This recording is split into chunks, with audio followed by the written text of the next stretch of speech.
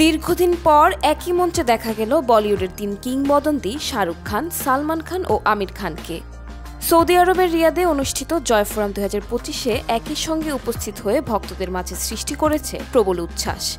বহু বছর পর তিন তারকার একই সঙ্গে উপস্থিতি ভক্তদের যেন ফিরিয়ে নিয়েছে 90-এর দশকের সোনালী যুগে। সেই অনুষ্ঠানের বিভিন্ন ছবি ও ভিডিও ইতোমধ্যে সামাজিক মাধ্যমে ভাইরাল হয়েছে। এক ভিডিওতে দেখা যায় আমির খান আনোখি রাত ছবির জনপ্রিয় গান ওরে তাল মিলে নদীকে জাল মে গাইছেন, আর পাশে দাঁড়িয়ে হাততালি দিচ্ছেন শাহরুখ ও সালমান, যা ভক্তদের মন ছুঁয়ে গিয়েছে। অনুষ্ঠানের এক পর্যায়ে শাহরুখ খান সহ অভিনেতা দুজনের প্রশংসা করে বলেন, তারা যে উত্থান পতনের মধ্য দিয়ে আজকের অবস্থানে এসে পৌঁছেছেন তা সত্যিই অনুপ্রেরণাদায়ক। তাদের সঙ্গে একই মঞ্চে থাকতে পেরে আমি কৃতজ্ঞ।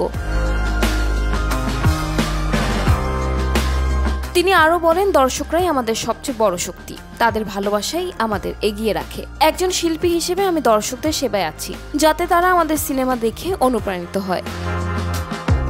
দীর্ঘদিন পর তিন তারকার একই সঙ্গে উপস্থিতি শুধু বলিউড নয়, বিশ্বজুড়ে সিনেমা প্রেমীদের জন্যও ছিল এক আবেগঘন মুহূর্ত। আর তাদের এই পুনর্মিলন বলিউডে ভক্তদের মাঝে বন্ধুত্ব, শ্রদ্ধা ও ঐক্যের এক অনন্য দৃষ্টান্ত হয়ে থাকবে।